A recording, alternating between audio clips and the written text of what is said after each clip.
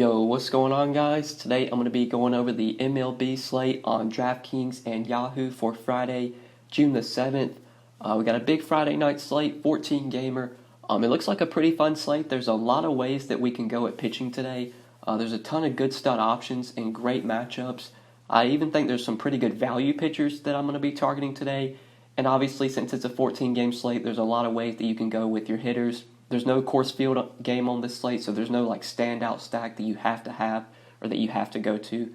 But I'll be sure to break down the ways, or that I'm going to be going break down the plays that I really like. We'll start off at pitcher, work our way down. I'll be sure to touch on all the options that I feel like I'm going to be playing today. We'll look at some hitters I like. We'll talk about some stacks I'll be going to. Then we'll look at BVP plays at the end of the video. Just before we do get started, guys, I would appreciate it if you would drop a like on the video, and if you are new to the channel, make sure you click that subscribe button down below so that way you won't miss out on any of my new videos. So starting off at the top of the pitcher player pool, Gerrit Cole is our most expensive option today on both sites. He is $12,200 on DraftKings, and on Yahoo, Gerrit Cole is $60. So Cole is obviously a great play here at home against the Orioles. This is a great spot for Gerrit Cole. Orioles obviously a team that strikes out a ton. Low total as well, 2.8 implied run total for the Orioles, which is the lowest on the slate. Just such a good matchup for Gerrit Cole. I feel like he has the most upside on this slate, like out of all the pitchers going. Has the most upside by far. I think he has 30, 35, even 40-point upside in this matchup with the Orioles. The only reason I'm not going to include him in my core, and the only reason I don't think he's going to be one of my highest owned pitchers, is because of his price tag. And $12,200 is just a really hefty price tag to pay for a pitcher, especially when we're going to talk about Jacob deGrom, who's almost $3,000 cheaper. deGrom just is one of the clear standout, underpriced pitchers today. We'll touch on him. So that's the only reason I'm not going to be including Gerrit Cole in my core. But in lineups where I go really cheap at pitcher, like we're going to talk about a guy like Homer Bailey or even Ivan Nova, two value pitchers you could look to, maybe even Antonio Senzatella. In some lineups where I go with those guys as my SP2, I'll probably have them paired with Gerrit Cole, but I don't expect Cole to be my highest owned pitcher. Mike Soroka, I love this spot for him against the Marlins, but he's just so closely priced to Gerrit Cole, $600 more. I think I would just rather play Gerrit Cole. Like, Soroka's a pretty talented young pitcher. He's shown a lot of upside this year. He's had some pretty big games. He did have 28 DraftKings points earlier in the year when he played against the Marlins, 7 innings, 6 Ks, just 2 runs. They were unearned though, so great game from Soroka last time he faced the Marlins,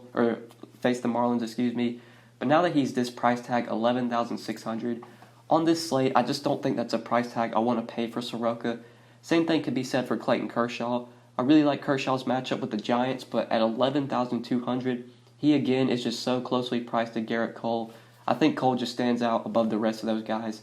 So if I'm paying up for one of those 10K or above guys, it's going to be Gerrit Cole. I don't expect to be on any of the other 10K and above pitchers. Soroka, Kershaw, Boyd, I'm all probably going to be low on or even just not have any exposure to.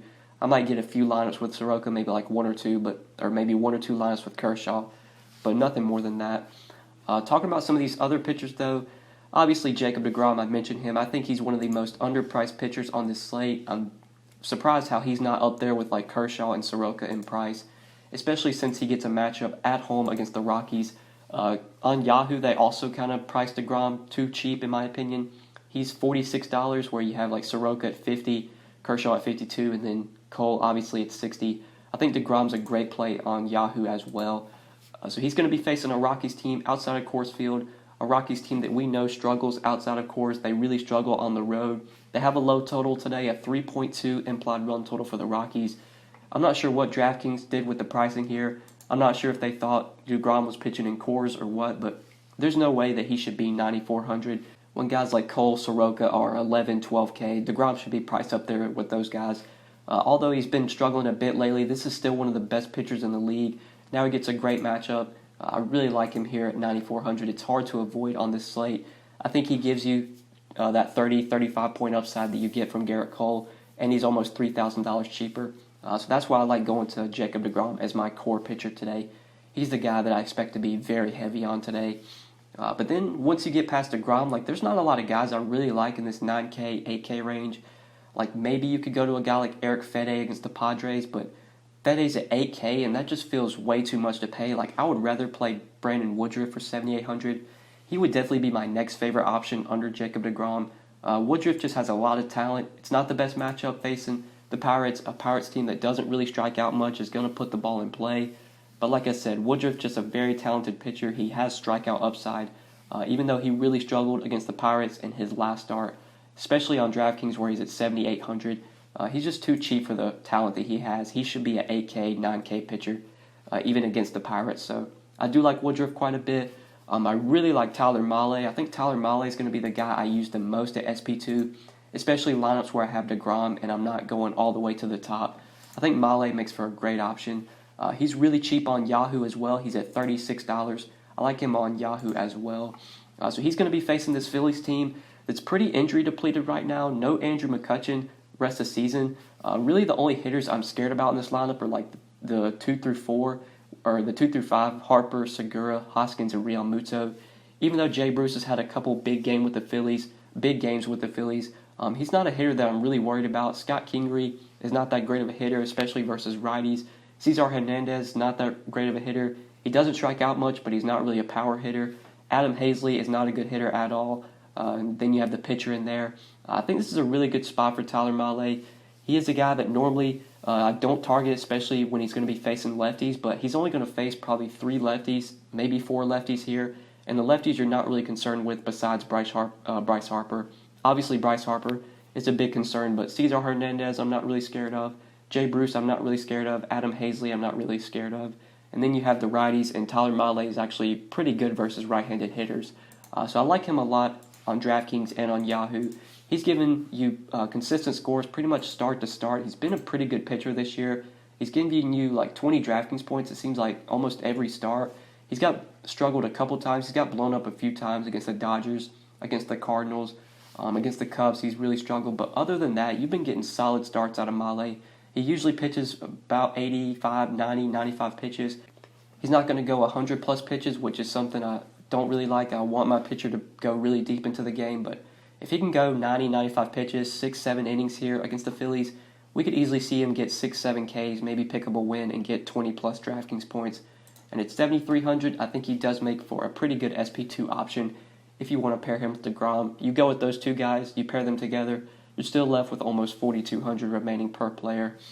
So I really like Mahle and Woodruff, 2 guys in that mid-range you can target. And then once we get to the value, there's 3 value guys I want to hit on. Antonio Senzatella, I think, is in play here against the Mets. The Mets are just not a good offense. They don't have that good of a lineup. They will strike out as well. Also, Antonio Senzatella is going to be pitching outside of Coors, which is where we want to target him, or when we want to play him is when he's outside of Coors. And he's also dirt cheap on both sides. He's 6,500 on DraftKings, and I think he's close to minimum salary on Yahoo. So in lineups where I have Gerrit Cole or Soroka or one of those guys, I'll probably pair them with Senzatella. He's a cheap option I like. Also, I want to talk about Homer Bailey. 4,500. Homer Bailey is definitely in play today, in my opinion. He's going to be facing a White Sox team that will strike out versus right-handed pitching. 4.9 implied run total for the White Sox, which is kind of lower than I expected. I was expecting to be like into the mid-5s. I think Bailey is a guy you can target as a cheap SP2 here. Anytime you can get a starting pitcher that can go 80, 90 pitches and is this cheap, especially in a matchup against the White Sox, I think Bailey definitely in play. When he did face the White Sox 2 starts ago, he went 4 1/3, allowed 3 hits, 1 run, got 5 strikeouts, 15 DraftKings points the last time he faced the White Sox. If he gets you 15 DK points at 4,500, you're probably thrilled with that score. I think Bailey gives you probably 20-point upside here, 20, even 25-point upside. Like, Bailey's not a complete gas can. He's usually not a guy that I roster, but here at home against the White Sox, this cheap, he is definitely in play for me, and he is a guy that I'm going to have in my player pool at 4,500 as a value guy. Same can be said for Ivan Nova, but I think you get more upside out of Homer Bailey, and Homer Bailey is also $500 cheaper. So the 2 really cheap options I like are Antonio Senzatella and Homer Bailey, 2 value pitchers you could consider. But let's go ahead and talk about some bats now. So I think Oakland is a team I'm going to be pretty heavy on here. On the road in Texas against Lance Lynn in Globe Life Park, a very hitter-friendly park, 87-degree temperatures, 50% humidity. These Oakland bats are very cheap today, and they have a pretty high total of 5.3 implied run total against Lance Lynn. I do prefer to target lefties against Lance Lynn, but even some of these righties I think are really good plays. We will start off with the lefty though. Matt Olson, I really like today at first base. He's relatively cheap on both sides. He's $4K on DraftKings, and on Yahoo I believe he's $15, maybe $16. $16 at first base. Really like Olson here against Lance Lynn. Lynn does struggle to lefties, more so to lefties than he does to righties. You do want to attack Lance Lynn with lefties. And Olson, a very good hitter versus right-handed pitching. In this ballpark, I think these Oakland bats make a ton of sense in Texas. If this game was being played in Oakland, I probably wouldn't have much interest in these Oakland bats, but in this hitter-friendly park in Texas, especially because Lance Lynn has been so good lately, people are probably going to be scared off of Oakland. But I really like Oakland here with how cheap they are.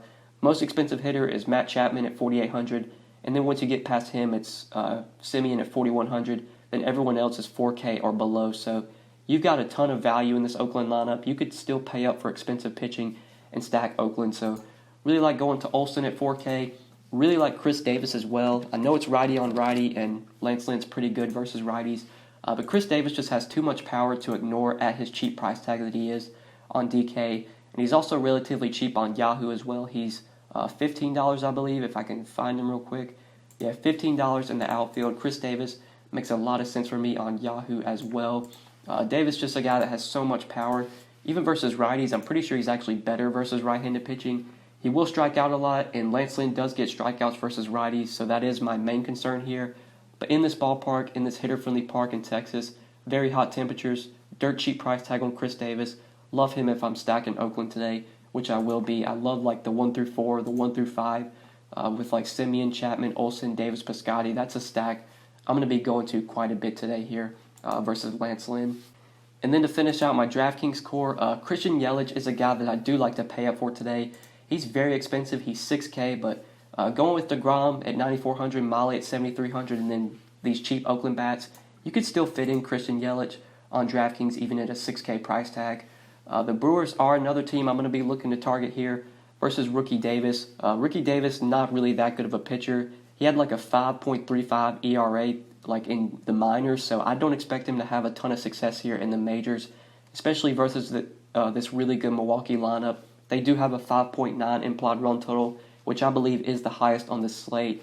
It's going to be pretty hard to stack Milwaukee, especially if you want to pay up for pitching, but some of these guys are worth the price tags in my opinion.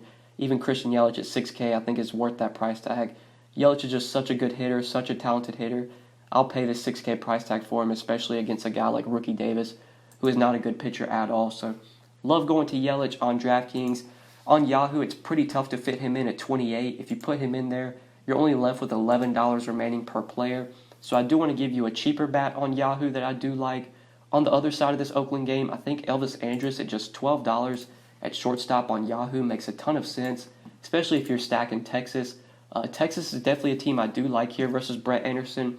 Brett Anderson is not really a good pitcher. He just pitches the ball in the zone. He kind of has success, or he's been able to have success this year because he pitches in Oakland, which is such a pitcher-friendly park.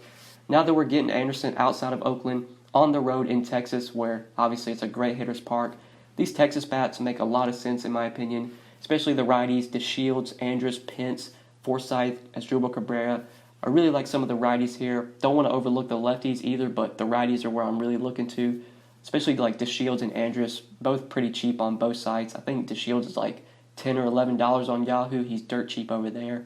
Andrus batting third versus Anderson, $12 on Yahoo. Really like him as a value. I think he's really underpriced for this matchup. I think he makes for a great play on Yahoo. But these are my 5 plays for Yahoo and my 5 plays for DraftKings. We'll go ahead and talk about some stacks now real quickly, then we'll look at BVP before we end the video. So my favorite stack, when you factor in the price tag, is definitely these Oakland bats versus Lance Lynn. Oakland's a team I'm going to be going to pretty heavy today. I do like the other side of that game. I like the Rangers versus Brett Anderson. I think they make a lot of sense. The Brewers, if you can find a way to fit them in, maybe if you're going with 2 cheap pitchers and you want to stack the Brewers, I think that does make sense versus Rookie Davis. Astros as well, 5.3 implied run total versus Gabriel Ynoa and this Orioles bullpen. I think the Astros make a lot of sense, but they're probably going to be more of a secondary stack. Don't think I'm going to be too heavy on the Astros when we have some of these other teams who are a lot cheaper, especially because this Astros lineup isn't fully healthy, and I don't think you have as much upside out of the Astros now that they're like not as healthy. Like no Altuve, no Correa, no Springer. It's a little bit it's not as good of a stack as it has been in the past, but still a high total for the Astros. But looking at some of these other teams, there's not a ton of other high totals on this slate. I expect a lot of my stack ownership to go to Oakland, Texas, Milwaukee, and the Astros. Those are the teams I really like. In some lineups where I don't have a Von Nova, I'll probably have some of these Royals bats, especially a guy like Ryan O'Hearn batting fifth against Nova for just 3,300. Makes a lot of sense as a value play. You can get a lot of value out of this Royals lineup, and Nova is definitely a guy I'm not afraid to stack against. But I think that's it for stacks today, guys. Let's go ahead and talk about some BVP now before we end the video. So looking at BVP, starting off with Freddie Freeman, he's gone 9 for 23 with 3 home runs off of Jose Urena.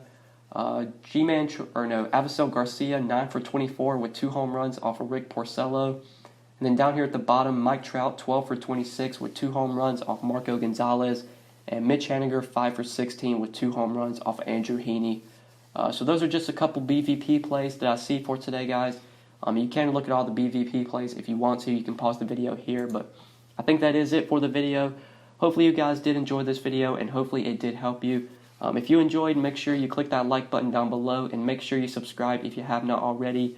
And if you do have any questions, feel free to leave them down in the comments section below, or like always, you can hit me up on Twitter at the DFS_GOAT if you do have any questions. But yeah, guys, I think that's pretty much it. Thank you so much for watching. I really appreciate it. I hope you enjoyed, and we will see you in the next one. Good luck tonight. Peace.